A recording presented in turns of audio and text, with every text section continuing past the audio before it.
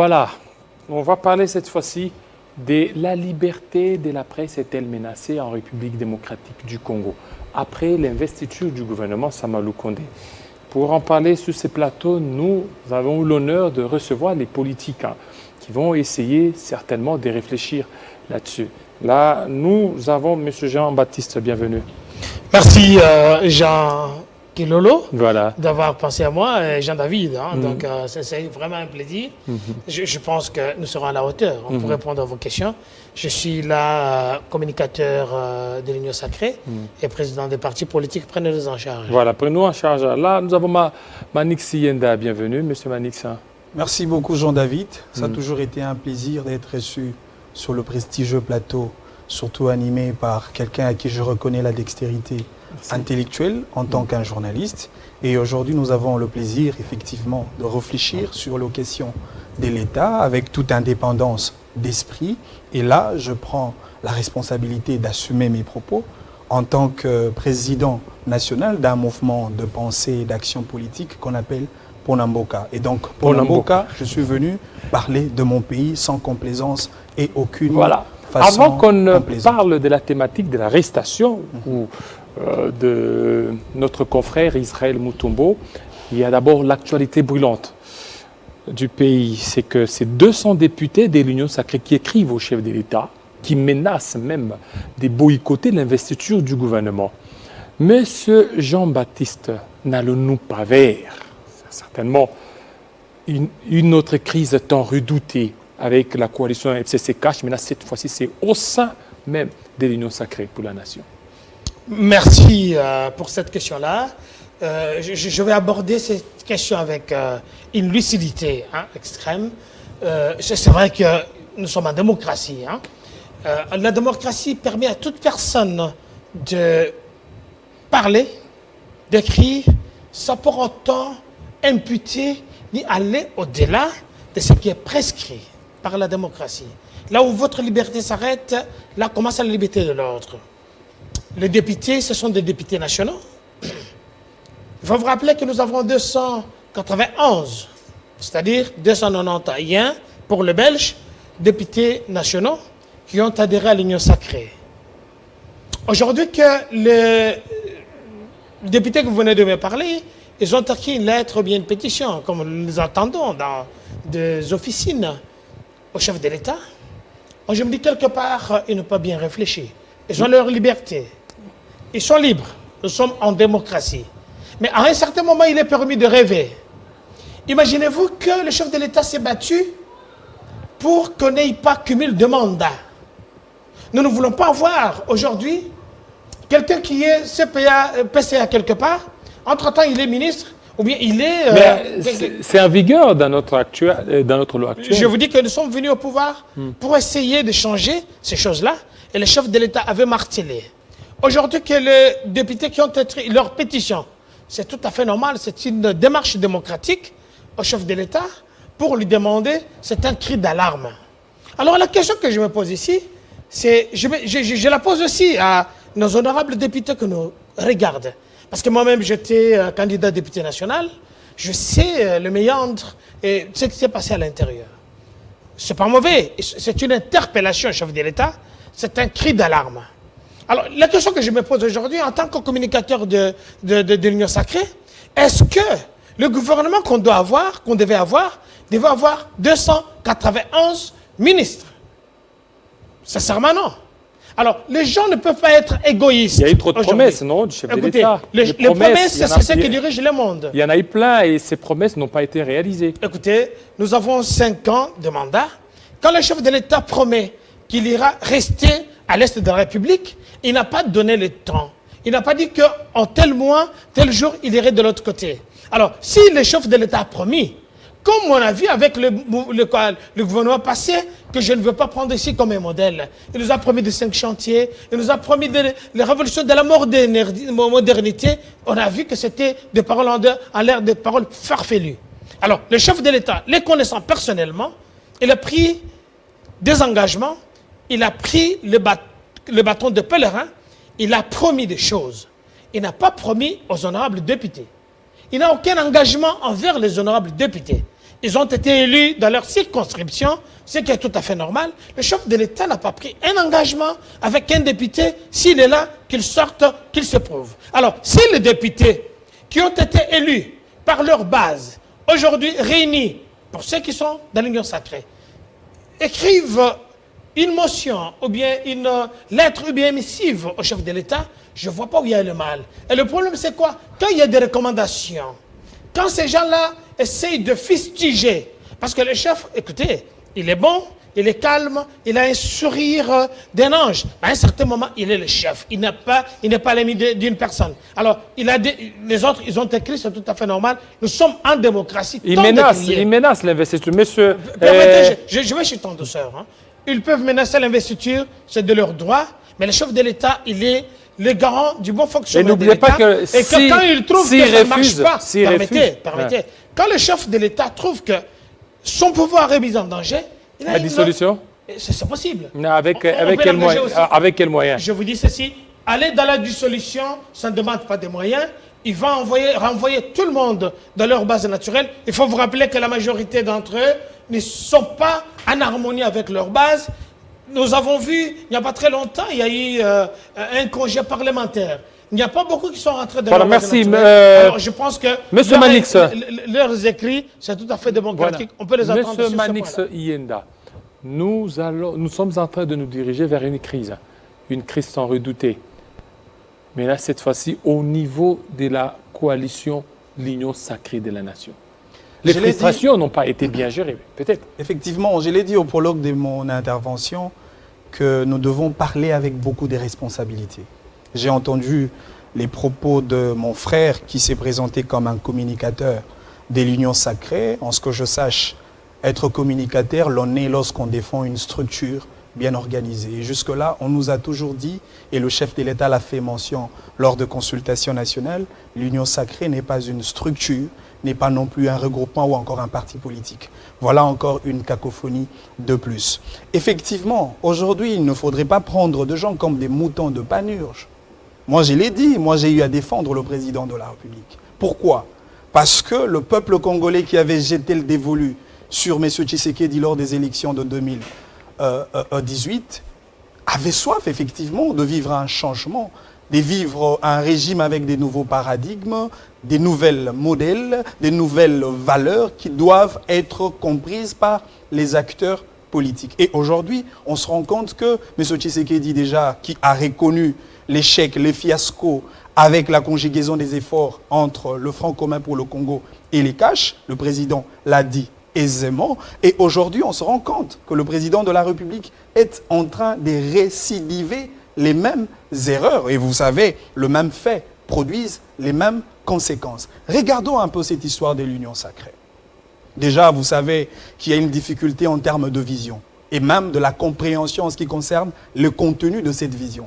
Je les ai aidés une fois sur votre plateau pour leur donner la définition par ce qu'on entend l'union sacrée de la nation, tout en faisant une lecture tridimensionnelle sur l'union en termes de l'unité, convivialité, fraternité et concorde nationale. Ce sont des valeurs consenties dans notre Constitution. J'ai parlé l'autre fois de la sacralité de l'institution président de la République, comparablement avec la sacralité du peuple congolais. Et enfin, j'ai parlé de la nation qui nous unit autour des valeurs de vouloir vivre collectif. Et donc, c'est autour de ces trois grandes valeurs que les animateurs de l'Union sacrée pour la nation doivent diligenter leur action politique. Mais malheureusement, aujourd'hui, on se rend compte qu'ils sont à côté de la plaque. Regardez l'entretien qu'a tenu M. Jean-Marc Kabound, considéré comme la locomotive de cette machine politique. Il a rassuré aux députés, soyez calmes, le gouvernement qu'on va sortir dans peu de temps, on va réserver les postes à quelques acteurs politiques pour vous qui restez encore, soyez calmes, il y a un autre gâteau en termes de mandataires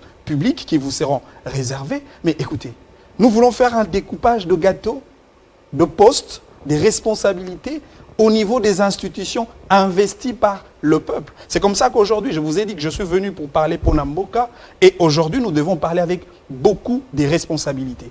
Est-ce que les animateurs de l'Union sacrée pour la nation peuvent quand même dire avec beaucoup de modestie et de respect pour la sacralité du peuple congolais, pourquoi ces gouvernements a traîné aussi longtemps pour sa sortie? Est-ce c'était pour la configuration de ce gouvernement avec des animateurs que nous connaissons déjà, surtout qu'il y a la reconduction de certains membres du gouvernement qui ont fait de fiasco dans le gouvernement précédent. Je ne sais pas pour quelle raison le chef de l'État a jugé bon de le plébisciter dans ce nouveau gouvernement. Et donc, il y a beaucoup de choses. Et aujourd'hui, je crois que le rôle de chaque citoyen congolais, c'est d'exercer son contrôle citoyen comme l'a fait mon frère Israël Mutombo, autant que moi. Et je pense nous tenons à l'œil ceux qui dirigent le pays aujourd'hui, car le Congo est notre seul dénominateur commun. Voilà, c'est venu un peu de trop. Israël Mutombo a été interpellé brièvement.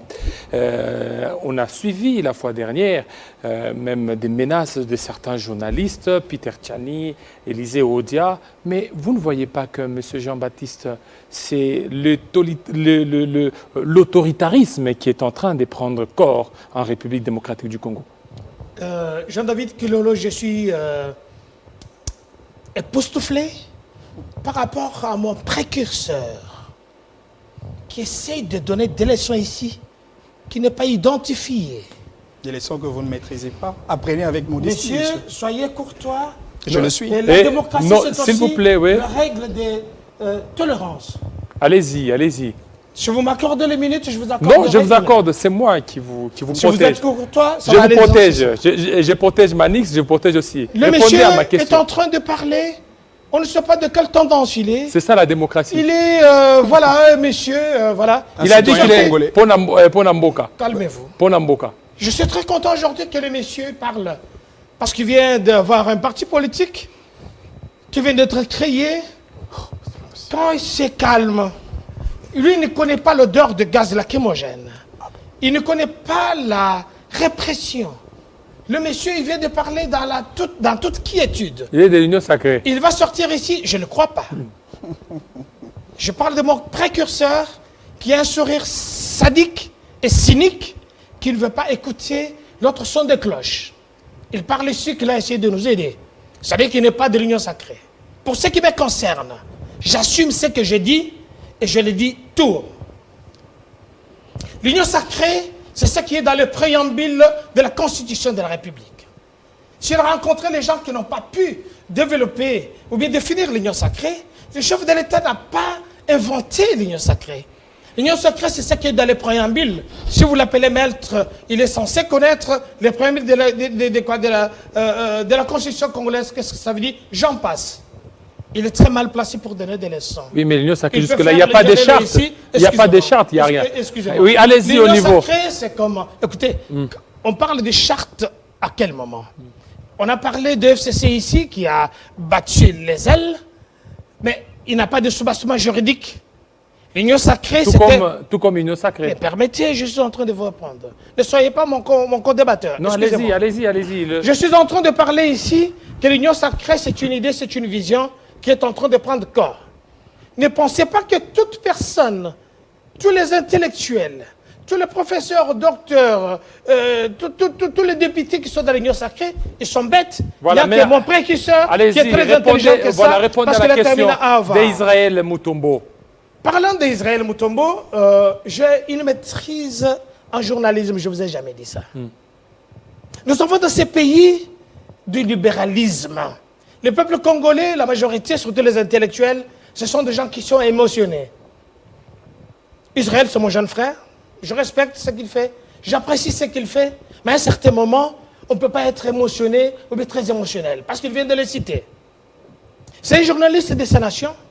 Israël a une formation de... comment dirais-je? Il est... Historien. Il n'est pas historien, c'est un infirmier. C'est ça sa formation. Dans le journalisme, il y a l'éthique. Et la déontologie. Dans le journalisme, il y a la déontologie. Il y a des choses qu'on ne peut pas soulever comme ça. Quand je vois un monsieur venir ici, il parle un mot français, mais qui manque de rationalité. La rationalité est accompagnée du bon sens. Je vais vous lire un article. Parce qu'il est censé connaître cet article. Allez-y vite, le temps qu'il réponde de ça. Les fonctions à l'offense du chef de l'État. Je vous parle d'abord, c'est la loi, l'ordonnance loi numéro 300 du 16 décembre 1963. que tout le monde est censé connaître. Je parle de tous les journalistes. Ils doivent savoir qu'est-ce que c'est cette loi. Un chef de l'État, c'est quelqu'un qui doit être respecté. C'est quelqu'un qui doit être adulé. Un journaliste, comme un chef de l'État, on ne peut pas faire des grimaces contre lui. On ne peut pas, ça c'est le crime de lèse-majesté. Là, c'est les déifier, là. Excusez-moi. Là, vous défiez les chefs de l'État. Je vous dis, c'est ce qui est écrit, c'est encore en action. Cet article dit quoi? Stipule quoi? Vous pouvez lire ça? Parce que vous êtes en train de m'embrouiller. Non, allez-y. Permettez que je vous explique ça. Alors, pour ce qui concerne Israël, vous devez chercher, vous êtes un journaliste d'investigation. Quand il y a un artiste, comme quelqu'un de loi qui vous dit qu'il est juriste, ainsi de suite, il est censé connaître cette loi. Israël Mutombo a été interpellé. Il y a une interpellation, il y a une arrestation, il y a une convocation. Il y a une loi 003, je vais la citer ici, parce que je veux que pour ceux qui nous regardent, nous suivent, qui parle de l'ANER, la constitution de l'ANER. L'ANER, c'est l'intelligence. C'est une loi 003 du 2003, du 11 décembre, du janvier 2003, portant création et organisation de l'ANER. À l'article 3 de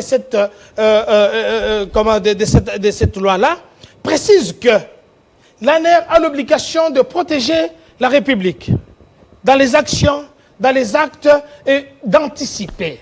Israël a fait des déclarations sur les chaînes de télévision dont moi je ne suis pas au courant. Il a été interpellé pour écouter. Écoutez, ce qu'Israël a sorti sur le plan juridique et sur le plan de la sécurité interne, ce sont des choses graves. Voilà, merci. Je termine par là, parce que c'est important. Non, non, écoutez, vous allez continuer, parce que vous avez bousillé toutes vos minutes. Monsieur Iyenda Manixa, vous aviez suivi votre co-débatteur. Effectivement, j'ai suivi mon co-débatteur, mais seulement je me suis rendu compte que j'ai la petite difficulté de cerner, ne serait-ce que la sommation de sa pensée, parce qu'il s'est volatilisé sur beaucoup de choses. Et par moments, ça rhume à une sorte de pollution sonore, je le concède. Il a essayé de demander si nous autres, en tant que jeunes, nous avions fait l'objet des relégations, des arrestations arbitraires dans le temps passé. Je l'informe, oui, moi qui vous parle, j'ai été arrêté. Nous étions descendus sur la rue pour dire non à M. Kabila. Ce sont le jeune, comme nous autres, le jeune de mouvement citoyen, Philippe Biloucha, qui était là pour dire non à la forme de dictature érigée sous le régime de M. Kabila. Ce n'était pas autant de députés que nous voyons aujourd'hui qui réclament le poste.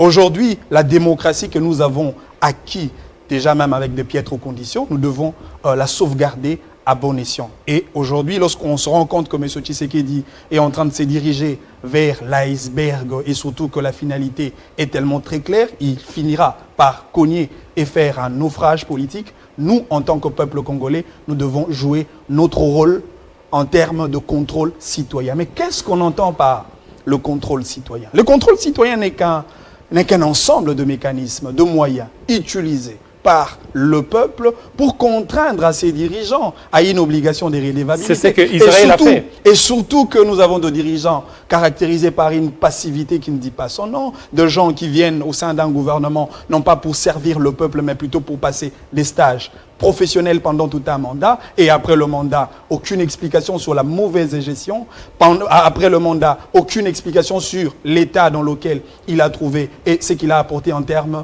d'apport. Et à ce genre-là, nous devons être rigoureux. Et aujourd'hui, mon frère Israël Mutombo, qui fait le contrepoids parce que le peuple n'a que ce genre-là, n'a que vous les journalistes, pour sauvegarder ses intérêts. Nous avions eu des acteurs politiques dans ce pays. Aujourd'hui, d'ailleurs, ils catégorisent la responsabilité d'un acteur politique par rapport aux tendances. Il est vrai, je ne suis pas peut-être du tendance X ou Y, je suis un citoyen congolais, un acteur politique caractérisé par une indépendance d'esprit, et donc j'ai la responsabilité d'émettre mon point de vue. Israël Mutombo a fait montre d'une liberté d'expression. Aujourd'hui, cette liberté d'expression, considérée comme un des rudiments très importants de la démocratie, nous devons sauvegarder cela à bon escient. Monsieur Félix Tshisekedi, avec toutes les promesses possibles et cette vente à la gratuité des pensées et des promesses lors de campagne électorale qu'il a eu à faire aux Congolais, il nous a dit les portes de l'ANER seront fermées. Aujourd'hui, on se rend compte que ces portes sont malheureusement ouvertes à ceux qui s'engagent à dire la vérité. Bon, parler de 20 $ comme prime allouée aux militaires, c'est trop grave. Non, mais l'exercice simple ça à la touche à la sûreté de l'État. Monsieur Jean-David Kilolo, il faudrait quand même avoir une certaine orthodoxie dans notre agissement et dans notre façon de faire, agissons tout en étant responsable. Si monsieur Israël Mutombo a tenu de propos de compromission à la République, opposant à ses propos la vérité et que cette vérité soit à la portée du peuple. S'il a dit que les militaires sont payés environ avec un montant de 20 $ comme il a dit, quelle est la version vraie, officielle du gouvernement congolais? Monsieur Israël Mutombo, j'ai suivi plusieurs de ses émissions, de ses vidéos. Il a fait mention de cette façon de saper les respects du peuple lorsqu'on leur dit qu'il faut obtempérer les mesures de couvre-feu. À partir des 21h, il n'y a pas d'activité, alors que les officiels de la République marchent bien au-delà de 21h. Lorsque M. Israël Mutombo nous rappelle la responsabilité d'être beaucoup plus sérieux parce qu'il y a une partie de notre pays qui brûle. Ça, c'est être un journaliste de compromission. J'ai dit non. Et donc, il faudrait rationaliser notre démocratie et donner à notre démocratie un contenu de qualité. Et c'est par là que nous allons migrer vers un Congo plus beau qu'avant. Ça ne sert à rien de menacer des journalistes, ça ne sert à rien de faire pression, d'intimider les journalistes, parce qu'il y a beaucoup à faire si vous ne le faites pas. Si ce n'est pas ces journalistes qui descendront dans la rue, il y a de messieurs, des citoyens comme nous autres, nous allons descendre dans la rue pour dire non, parce que trop c'est trop. Et aujourd'hui, on se rend compte que le contrat social qui a été tissé entre M. Félix Tshisekedi et le peuple congolais, ce contrat qui a été matérialisé à travers cette formule populaire lorsque le peuple l'a rappelé au lendemain de sa prise de pouvoir, Félix Tshisekedi, Kobo Sanate, Papa Lobaki, le peuple d'abord, et ce contrat est fini, ce contrat est coupé parce que le peuple ne se retrouve pas, le peuple ne s'identifie pas dans la gestion, dans la gouvernance de M. Tshisekedi. Et pour ça, il faudrait les rappeler à l'ordre. M. Tshisekedi, c'est un homme rempli d'un sens d'écoute. Malheureusement, la troupe qui l'accompagne émette plutôt dans une onde un peu plus contraire au président de la République. Cet homme aime la critique. Moi, lorsqu'il m'a reçu à la présidence de la République lors de consultations nationales, je lui ai dit des choses claires. Je lui ai dit, monsieur le président de la République, il ne faudrait pas reproduire pratiquement les mêmes erreurs que monsieur Kabila dans le temps passé. Monsieur Tshisekedi a entendu. Moi, je lui ai proposé, monsieur Tshisekedi, en lieu et place de créer ou d'avoir une cacophonie au sein de l'échiquier politique congolais, créer un regroupement sérieux. Comment pouvez-vous considérer l'Union sacrée comme une idée, alors qu'au niveau du Parlement, on compte créer des groupes parlementaires avec le nom de l'Union sacrée? Voilà. Une idée. Comment pouvez-vous comprendre que l'Union sacrée, une idée? Aujourd'hui, nous avons un communicateur d'une structure qui est immatérielle. Soyons quand même sérieux et ne prenons pas le Congo. Ça sert à rien, monsieur Jean-Baptiste, de condamner, d'arrêter arbitrairement le journaliste, comme l'a dit votre co-débatteur. Je pense que mon précurseur manque de vision, de rationalité dans ces allégations farfelues, mal intentionnées. J'aurais voulu qu'ils nous disent que, parce qu'il est du mouvement citoyen, on a arrêté quelques amis de Loucha, parce que je suis moi-même créateur, initiateur de quelques mouvements citoyens. On a retrouvé des mouvements, des amis, des mouvements citoyens, je ne parle pas de tous, qui nous ont rejoints dans les combats. À 37 ans, il n'y a pas 37 ans, mon précurseur. Je voudrais lui dire ici qu'il a rencontré M. Tshisekedi, qu'il est en train de parler comme si c'était son ami, alors que nous parlons d'un chef de l'État, un chef qui dirige l'Union africaine, qui dirige toute l'Afrique aujourd'hui. J'aurais voulu que vous puissiez le ramener à l'ordre. Il est le chef de l'État, même si c'est son ami. Mais c'est qu'il a dit, il a parlé. Permettez. Il a parlé, le chef de l'État n'a pas des amis. Le chef de l'État a le droit de respect. Et voir la prétention, parce qu'il se considère, il se conjugue en tant que jeune, les jeunes doivent suivre l'exemple des adultes dans le respect, dans la rationalité et dans toute indépendance et surtout dans le respect. Je vais reparler dans ce qu'il a dit tout à l'heure. Je suis époustouflé ici d'entendre que parce qu'Israël il a soulevé ceci, nous savons ici que nous avons dans notre État, ça ce n'est pas un langage d'un patriote. Nous avons beaucoup des autorités militaires qui ont dû sortir, fuir, démissionner, ils sont partis. Israël est en train de faire des allégations graves. Ce n'est pas lui qui va me condamner. Nous avons la sécurité de l'État. Nous avons l'intégrité de notre pays. Faites tout pour chuter alors. Chuter. Je vais citer, excusez-moi, il a pris beaucoup de temps. Oui, Vous l'avez mais laissé. Écoutez, que messieurs viennent me dire ici, viennent comprendre ici que voilà ce qu'Israël a fait, il est suite de $20. À supposer que ces informations venaient de l'autre côté, des gens qui ont saboté nos uniformes. Aujourd'hui, moi, je salue les militaires que nous suivons, qui sont au front. Je salue l'autorité militaire chapeautée par le chef de l'État, qui est le chef. Chutez alors, chutez. Pour ce faire, je voudrais demander, prochainement, amenez-nous les gens qui ont une tendance politique, nous amener tantôt, il est dans le mouvement citoyen, tantôt il est de l'autre côté. Je vais chuter en disant, je salue que Israël Mutombo venait d'être libéré. C'était juste une interpellation, ce qui est tout à fait normal dans un pays normal. Eh bien, vous devez savoir que dans des pays organisés, dans des pays européens, permettez, je termine par là, je vais chuter en douceur, quand il y a un problème de terrorisme, comme ce qui se passe à l'est de la République, et qu'un journaliste qui sort, qui est en train de sortir des informations qui peuvent décourager les troupes au front, on doit l'interpeller pour qu'il donne d'abord les sources, il doit d'abord donner les informations. Merci beaucoup. Monsieur Manix Ienda, merci. Et pour vous la l'avez dit. sécurité des pays, Monsieur Manix, à travers cette émission. Monsieur Manix, chutez aussi. J'ai l'impression, et d'ailleurs j'ai une très grande désolation de se rendre compte que le président de la République est animé de gens comme de kamikazes, des gens qui n'ont comme but exploser le président de la République, mais il ne faudrait pas exploser le président de la République. Nous en avons besoin. Monsieur Jean-Baptiste, nous avons besoin je du président protège de la Manix. République. Il ne faudrait pas venir avec des idées. Monsieur Jean-Baptiste, Monsieur Jean-Baptiste, je protège Monsieur Manix. Non, Monsieur Jean-Baptiste. Vous devez le respecter. Monsieur Jean-Baptiste. Je ne sais pas si Monsieur Jean-Baptiste sait exactement ce qu'on appelle président de la République. Et surtout s'il sait faire la différence entre un président de la République et un chef de l'État. Je n'y reviens pas. Parce que nous sommes arrivés à la fin de cette émission. Écoutez, Monsieur Jean-David Kilolo, nous devons quand même être sérieux. Il parlait de la gravité des propos tenus par Israël Mutombo. C'est qu'il ne sait pas ce qu'on appelle gravité de propos.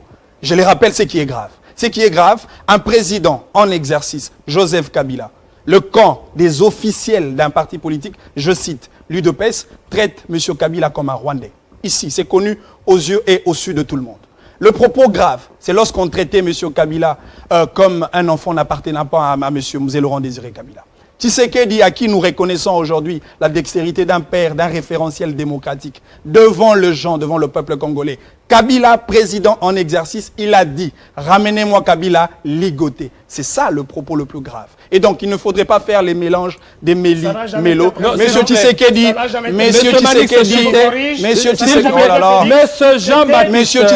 Jean-Baptiste, non, vous n'avez pas non, ce n'est pas votre... Monsieur Tshisekedi a tout intérêt de s'accrocher à l'essentialisme républicain. Et ce qui est essentiel, c'est l'énergie des Congolais, l'eau, le social, l'éducation, la sécurité, le développement des Congolais. Il faut éviter surtout de s'accrocher à des gens comme des kamikazes, des gens qui viennent injecter des drogues populaires pour finalement compromettre le pont du président. Monsieur Jean-Baptiste, merci. Monsieur Jean-Baptiste, c'est fini. Monsieur Manix, c'est fini. Merci, fidèles téléspectateurs. Vous aviez compris que c'était chaud. Voilà, un prochain rendez-vous très prochainement. Restez branchés sur nos antennes de Télé 50. Tout à l'heure, la grande édition de Gaëtan Kouba Bouranzi Shigueregere Kabouya. Restez branchés, c'est tout de suite.